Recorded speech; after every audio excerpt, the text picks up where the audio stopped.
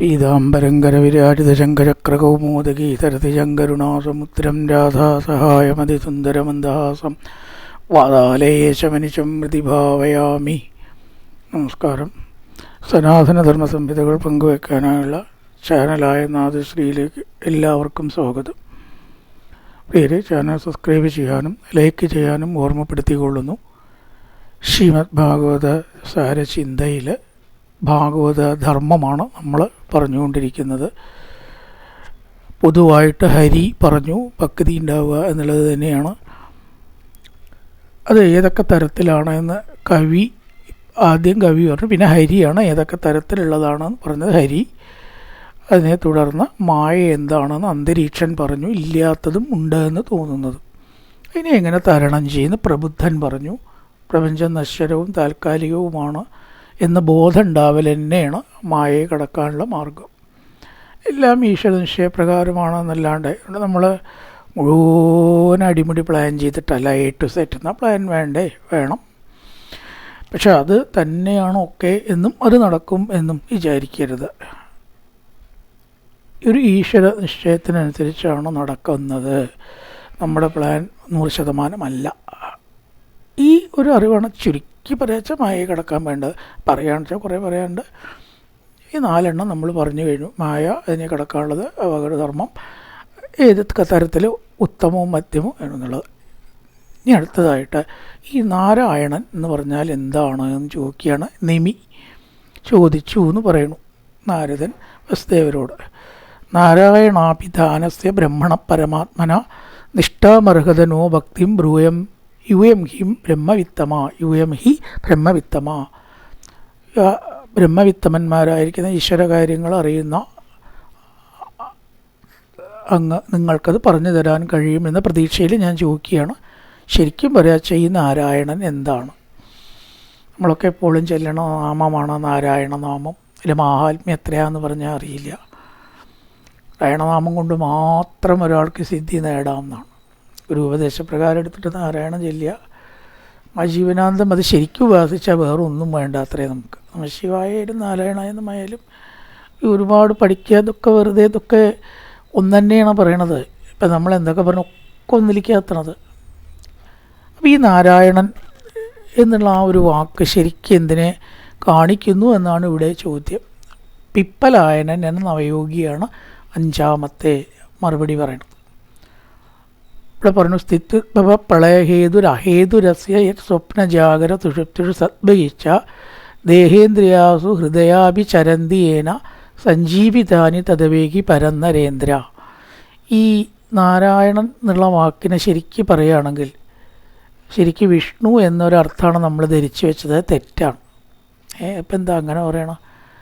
4 കയ്യ്, ശംഖ്, ചക്രം, അനന്തൻ്റെ മുകളിലുള്ള ശയനം, ലക്ഷ്മി സമേതൻ, ഇതൊന്നും നാരായണൻ എന്ന വാക്കിന് അർത്ഥമില്ല. പിന്നെ എന്താ അർത്ഥം? നാരം ആരേതി ഇതി നാരായണ. നാരത്തിൽ സഞ്ചരിക്കുന്നവൻ നാരായണൻ. അപ്പം നാരം എന്താണ്? ജീവസമൂഹം എന്നർത്ഥം.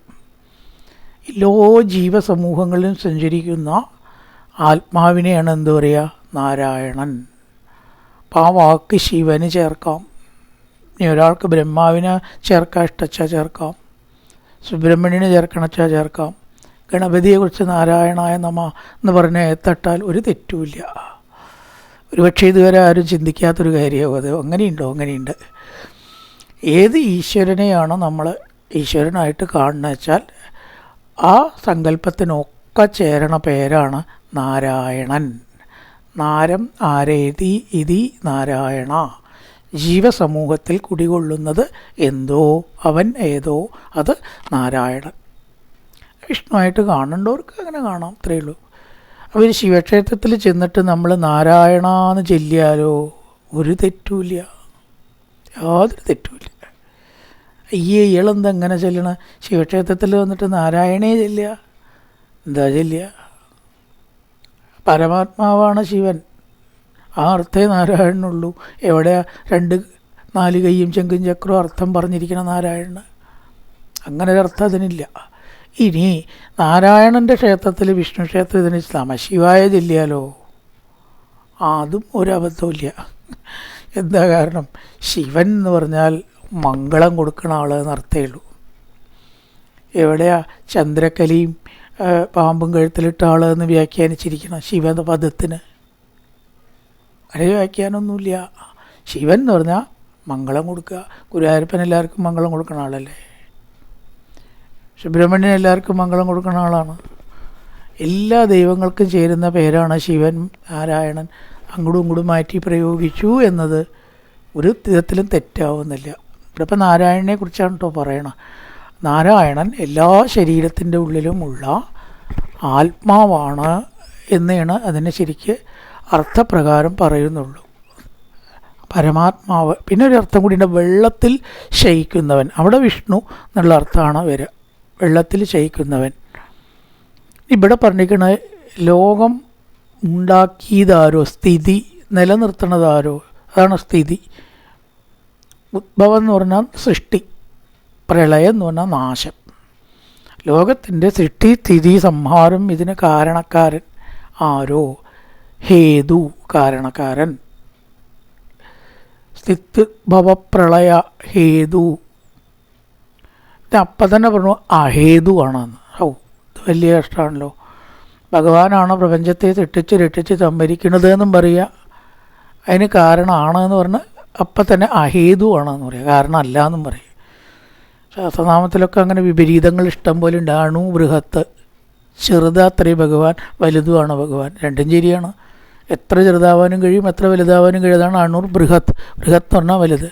കൃശ സ്ഥൂലോ, കൃശ എന്ന് പറഞ്ഞാൽ മെലിഞ്ഞത്, സ്ഥൂലം എന്ന് പറഞ്ഞാൽ തടിച്ചത്. രണ്ടുമായി കൂടെ ഭഗവാന്. ഇവിടെ ഹേതുവാണ്, അഹേതുവാണ്. എന്താ കാരണം? ഭഗവാൻ ഈ പ്രപഞ്ചത്തെ സൃഷ്ടിച്ചു എന്ന് പൊതുവായിട്ട് നമ്മൾ പറയണു. എന്നാൽ പൊതുവായിട്ട് പറയണു എന്നല്ലാണ്ട് നേരിട്ട് ഭഗവാന് അതിൽ ബന്ധമുണ്ടോ എന്ന് ചോദിച്ചാൽ യാതൊരു ബന്ധവുമില്ല. നമ്മൾ വീടുണ്ടാക്കാൻ വേണ്ടി കോൺട്രാക്ടറെ ഏൽപ്പിക്കണു. അയാളുടെ കയ്യിൽ അഡ്വാൻസോ എന്താ വെച്ചാൽ ഓരോ ഭാഗം കഴിഞ്ഞാൽ പണം കൊടുക്കണു, അല്ലെങ്കിൽ ചെക്ക് കൊടുക്കണു. നമ്മൾ വീടുണ്ടാക്കി, ഞാൻ പണിയിച്ച വീടാണ്, ഞാൻ പണിയിച്ച വീടാണ്, എൻ്റെ വീടാണ് എന്നൊക്കെ നമ്മൾ പറയും.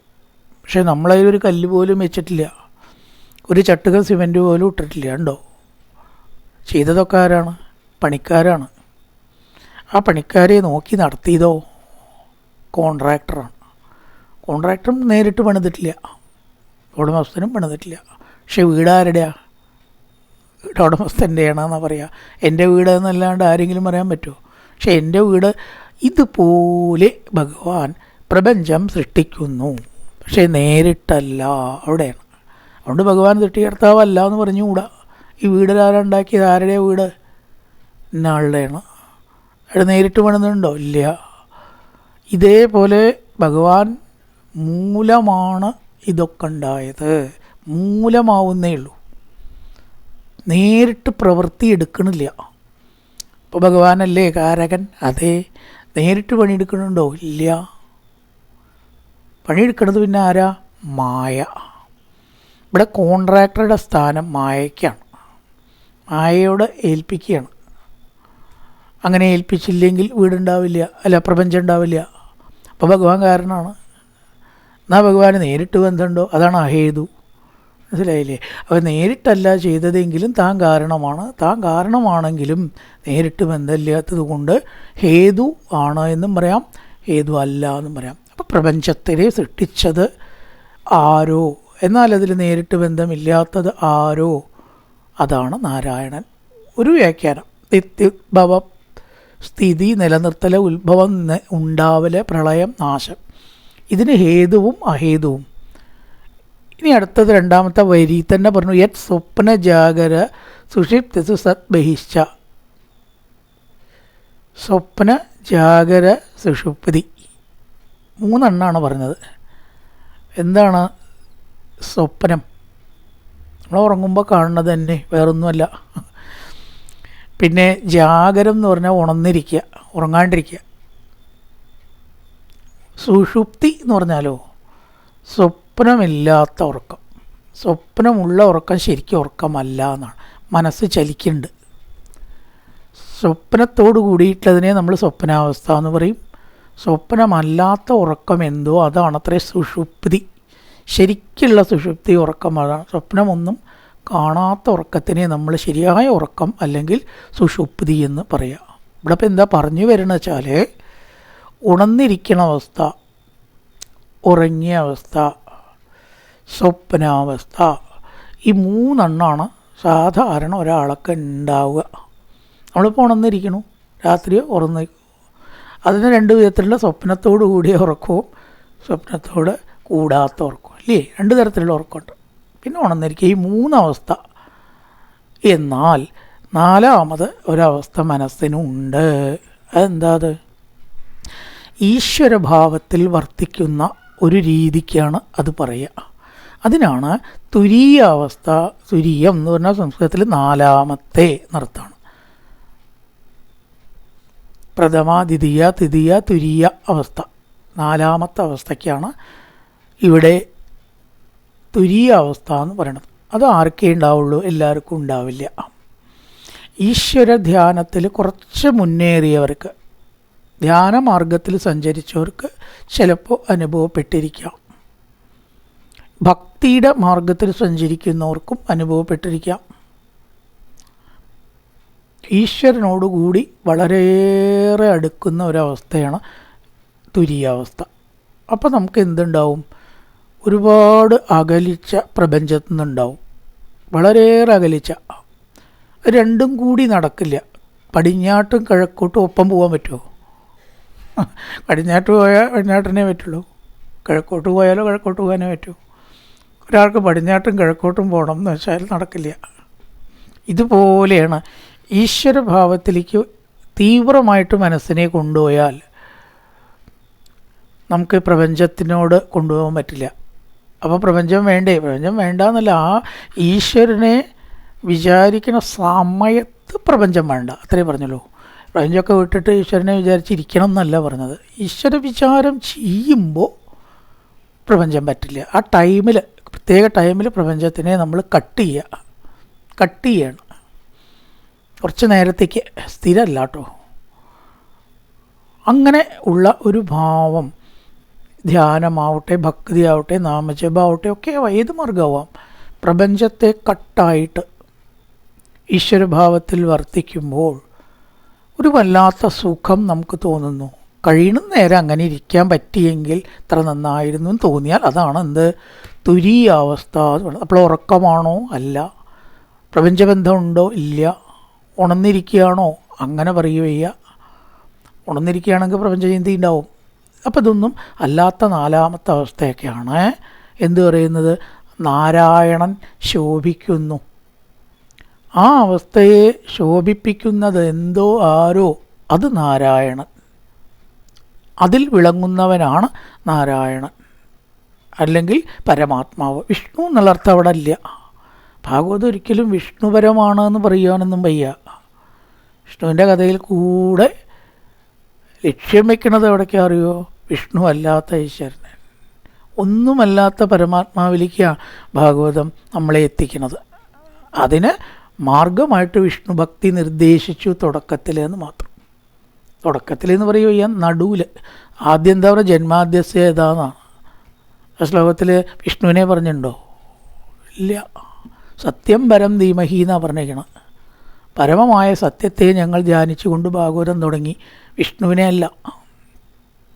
അപ്പം ആ സത്യത്തിലേക്ക് എത്താൻ എന്തോ വിഷ്ണുവിനുമായിട്ടുള്ള ഭക്തി വേണം. ഏതെങ്കിലും ഒരു ഭക്തി വേണം, ഒരു വിഷ്ണു ആക്കിയെന്ന് മാത്രം. അപ്പം അത് അവസാനത്തേക്ക് വന്നപ്പോഴും വിഷ്ണുവിനെ എടുത്തു കളഞ്ഞു. രൂപഭേദത്തിൽ നിന്ന് മാറി അവിടേക്ക് എത്തണം. അതുകൊണ്ട് നമ്മുടെ മനസ്സിൽ ഉറക്കമല്ല, ഉണർന്നിരിക്കലല്ല, സ്വപ്ന അവസ്ഥയും അല്ല. ആ അവസ്ഥയെ വിളങ്ങുന്ന ഏതോ, അതിനാണ് എന്തു പറയുക? നാരായണൻ ശോഭിക്കുന്ന അവസ്ഥ. അതിൽ ശോഭിക്കുന്ന അവസ്ഥ, അതിനെ ശോഭിപ്പിക്കുന്ന അവസ്ഥ, അതിൽ നമുക്ക് ആനന്ദം നൽകുന്ന അവസ്ഥ, ആളാരോ ആ ആളാണ് നാരായണൻ എന്ന് പറയുന്നത്. ഉറങ്ങുമ്പോഴും ഉണരുമ്പോഴും സ്വപ്നാവസ്ഥയിലും അല്ലാത്ത അവസ്ഥയിൽ ശോഭിക്കുന്നവൻ നാരായണൻ എന്ന് ഇവിടെ പറഞ്ഞു. ഉറക്കം നല്ല സുഷുപ്തിയിലും നമ്മൾ ഉണർന്നു കഴിഞ്ഞാൽ സുഖമായിട്ട് ഉറങ്ങി എന്ന് പറയും. ആ ഉറക്കത്തിൽ നമ്മുടെ കണ്ണ് അടച്ചിട്ടാവുകൊണ്ട് പ്രവർത്തിക്കണില്ല, മൂക്ക് പ്രവർത്തിക്കണില്ല, ചെവി പ്രവർത്തിക്കണില്ല, കയ്യോ കാലോ പ്രവർത്തിക്കണില്ല, ഒന്നും പ്രവർത്തിക്കണില്ല. പിന്നെ എങ്ങനെയാണ് സുഖം അനുഭവിച്ചത്? മനസ്സും പ്രവർത്തിക്കണില്ല, മനസ്സുറങ്ങി. മനസ്സ് പ്രവർത്തിച്ചാൽ ഉറങ്ങില്ലല്ലോ. മനസ്സ് പ്രവർത്തിക്കാതിരിക്കുമ്പോഴാണ് ഉറങ്ങുന്നത്. അല്ലെങ്കിൽ ഉറക്കത്തിന് മനസ്സ് പ്രവർത്തിക്കാത്ത അവസ്ഥയ്ക്കാണ് നമ്മൾ ഉറക്കം എന്ന് പറയുന്നത്. മനസ്സ് പ്രവർത്തിച്ചാൽ ഉറക്കമില്ല. അപ്പം മനസ്സുകൊണ്ടല്ല സുഖം അനുഭവിച്ചത്. ഉറക്കത്തിലെ സുഖം നമ്മൾ അനുഭവിച്ചത് മനസ്സുകൊണ്ട് അല്ല, തീർച്ച. പിന്നെ എന്തുകൊണ്ടാണ്? നമ്മൾ സുഖമായിട്ട് ഉറങ്ങിയിട്ടോ, നല്ല സുഖമായി ഉറക്കം എന്ന് പറഞ്ഞാൽ ഏതോ ഒന്ന് അവിടെ സുഖം അനുഭവിക്കാൻ ഉണ്ടായിട്ടുണ്ട്. നമ്മൾ ഉറങ്ങുമ്പോഴും നമ്മുടെ മനസ്സ് ഉറങ്ങുമ്പോഴും ഉറങ്ങാത്ത ഒരു സംഗതി ഇതിൻ്റെ ഉള്ളിലുണ്ട്. തീർച്ചയല്ലേ? അതിനെയാണ് ഉറക്കുമ്പോൾ ഹൃദയം പ്രവർത്തിക്കുന്നുണ്ട്. നമ്മൾ ഉറങ്ങുമ്പോൾ ഹൃദയം പ്രവർത്തിക്കണില്ലേ? ശ്വാസോച്ഛ്വാസം നടക്കണില്ലേ? നാഡീഞരമ്പിൽ കൂടെ രക്തം ഒഴുകണില്ലേ?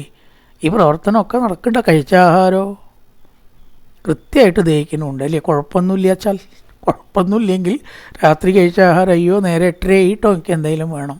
അപ്പം ഇതൊക്കെ ആരാണ് ചെയ്യിക്കുന്നത്? കഴിച്ച ആഹാരത്തെ ദഹിപ്പിക്കുക, രക്തം അപ്പോഴും ഓടുക, ഹൃദയം അപ്പോഴും പ്രവർത്തിക്കുന്നുണ്ട്. നമ്മൾ സദാസമയം പ്രവർത്തിക്കുന്ന ഒന്നാണ് ഹൃദയവും ശ്വാസോച്ഛ്വാസവും. ആലോചിച്ച് നോക്കിയാൽ. അപ്പോൾ അപ്പോഴും പ്രവർത്തനാത്മകമാക്കുന്ന ഒന്നുണ്ടെങ്കിൽ ഉറങ്ങാതെ ഒരാളുണ്ട്. തീർച്ചയല്ലേ? അതിനെയാണ് നമ്മൾ നാരായണൻ ദേഹേന്ദ്രിയാസു ഹൃദയാനി ചരന്തിയേന. ദേഹം, ഇന്ദ്രിയങ്ങൾ, ഹൃദയം, ഹൃദയാനി എല്ലാം ചരന്തി സഞ്ചരിപ്പിക്കുന്നത് ഏതോ അതിനെയാണ് നമ്മൾ നാരായണ. ചുരുക്കം പരമാത്മാവ്. ഈ പ്രപഞ്ചത്തിൽ പുറമേ കാണാതെ എന്നാൽ സദാ പ്രവർത്തിച്ചുകൊണ്ടിരിക്കുന്ന അതിനെയാണ് നാരായണൻ എന്ന് പറയുന്നത്. എനിക്ക് കുറേ പറയുന്നുണ്ട്, അവിടെ ഇരിക്കട്ടെ. നേതന്മനോ വിശദിവാകുത ചട്ടുരാത്മാ പ്രാണേന്ദ്രിയാണിജ യഥാനലമച്ചിഷസ്വ ശബ്ദോഭിബോധക നിഷേധത ആത്മമൂലമർത്ഥോക്തമാകയതൃതേന നിഷേധസിദ്ധി. അത് വ്യക്തമായിട്ട് നമുക്ക് വാക്കുകൊണ്ട് പറഞ്ഞ് മറ്റൊരാളെ ബോധിപ്പിക്കാൻ പറ്റില്ല. അറിയാൻ പറ്റുമോ? അപ്പം അത് അങ്ങനെയൊക്കെയാണ് പറഞ്ഞു. അപ്പം ഏതൊക്കെ അല്ല എന്ന് പറയാൻ പറ്റും, ഏതൊക്കെ ആണെന്നൊന്നും പറയാൻ പറ്റില്ല. കണ്ണല്ല, മൂക്കല്ല, തൊക്കല്ല, നാക്കല്ല, ശരീരമല്ല, കൈയല്ല, കാലല്ല, അങ്ങനെ പറയാം. പക്ഷെ ഏതാണ് എന്ന് പറയാൻ പറ്റില്ല. ഏതാണ് എന്ന് പറയാൻ പറ്റാത്തതുകൊണ്ടാണ് ഏതല്ല എന്ന് പറയുന്ന രീതി നേതി പ്രക്രിയ എന്ന് പറഞ്ഞത്. അതുമല്ല ഇതുമല്ല, അതുമല്ല അതുമല്ല എന്ന് പറഞ്ഞത്. അങ്ങനെയുള്ളതാണ് നാരായണൻ. സാത്വിക രാജസ താമസ ഭാവങ്ങൾക്ക് അപ്പുറത്ത് സൂത്രാത്മാവ് എന്ന രീതിയിൽ സൂത്രം മഹാൻ അഹം ഇതി പ്രബദന്തി ജീവം, ജീവനായിക്കൊണ്ട് ശരീരത്തിൽ ബ്രഹ്മേതി ഭാതി, ബ്രഹ്മമായിട്ട് പ്രകാശിക്കുന്ന ഏതോ അതാണ് നാരായണൻ. സൂത്രാത്മാവ് എന്ന് അതിനെ പറയും. മനസ്സ്, ബുദ്ധി, ചിത്തം, അഹങ്കാരം ഇത് നാലുമല്ലാതെ അതിനെ നടത്തുന്നതെന്തോ അത് നാരായണൻ, ബ്രഹ്മം, സൂത്രാത്മാവ് എന്നും പറയും. ബുദ്ധി എങ്ങനെയാണ് പ്രവർത്തിക്കുന്നത്? തീർച്ചയായിട്ടും അതിനൊരു പ്രവർത്തനാത്മക ശക്തി വേണം, അല്ലാണ്ട് പ്രവർത്തിക്കില്ല. നമ്മൾ കമ്പ്യൂട്ടറിൽ സ്റ്റോർ ചെയ്യുന്നുണ്ട്, അതിന് ഇന്ധനം വേണ്ടേ? കറൻറ്റോ UPS ഇല്ലാണ്ട് കമ്പ്യൂട്ടർ പ്രവർത്തിക്കില്ല. അതിന് ഓർമ്മയുണ്ടാവില്ല, പ്രവർത്തനമില്ല, ഒന്നുമില്ല. അപ്പം അതേപോലെ നമ്മുടെ മെമ്മറിക്കും വേണ്ട അതല്ലാത്തൊരു ശക്തി, അതുതന്നെയാണ് നാരായണൻ. ഓർമ്മയുണ്ടാകുന്നു, കുറച്ച് മുമ്പ് പറഞ്ഞത് വ്യക്തമായിട്ട് ഇപ്പോൾ രണ്ടാമത് ആവർത്തിക്കാൻ പറ്റുന്നു. ഇന്നലെ പറഞ്ഞത് കൃത്യമായിട്ട് ഞാൻ ഓർക്കുന്നു.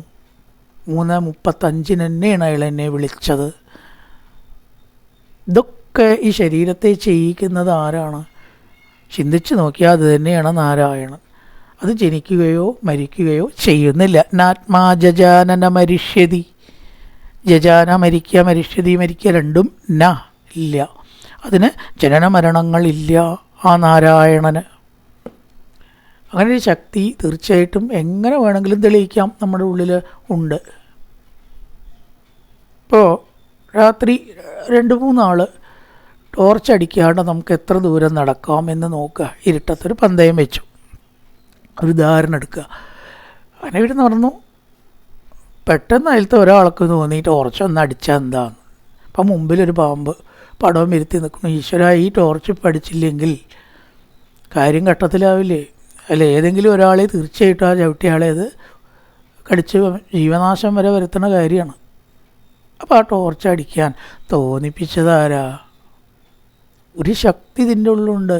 അതാ അപകടം. നീ ടോർച്ചടിച്ചോ. ഇങ്ങനെ എത്ര അനുഭവങ്ങൾ നമ്മൾ കേട്ടിട്ടുണ്ടല്ലേ. അപ്പം ഞാനത് ചെയ്തില്ലെങ്കിൽ ഇന്ന് ഞാൻ ഇല്ല കേട്ടോ. അപ്പം ഞാൻ അങ്ങനെ ഇല്ലായിരുന്നെങ്കിൽ ഞാൻ ഇന്നില്ല എന്ന് പറയുന്ന ഒരുപാട് സന്ദർഭങ്ങൾ നമുക്കറിയാം. പെട്ടെന്ന് ഏതോ ഒരു ശക്തി എന്നെ അങ്ങനെ തോന്നിപ്പിച്ചു എന്നാണ്. അപ്പം അങ്ങനൊരു ശക്തി പലപ്പോഴും നമ്മളെ നിയന്ത്രിക്കുന്നുണ്ട്. നമ്മളെടുത്ത തീരുമാനങ്ങൾ നമ്മൾ തന്നെ മാറ്റുന്നുണ്ട്. അതിൻ്റെ അർത്ഥം ഏതോ ഒരു ശക്തി, നമ്മുടെ ആദ്യത്തെ പ്രേരണയല്ല ശരിയെന്ന് നമുക്ക് തോന്നുന്നുണ്ടല്ലേ. അല്ലെങ്കിൽ നമ്മൾ തന്നെ തീരുമാനം എടുക്കുന്നു, നമ്മൾ തന്നെ തീരുമാനം മാറ്റുന്നു. ഞാൻ പോകണില്ല കേട്ടോ, ഞാൻ എന്തായാലും പോകണില്ല, ഉറപ്പാണ് ഞാൻ പോകണില്ല എന്ന് പറയും. കുറച്ച് അല്ലെങ്കിൽ പൊക്കളയാം. അപ്പം എന്താണ് പോകണ്ടെന്ന് വയ്ക്കാൻ കാരണം?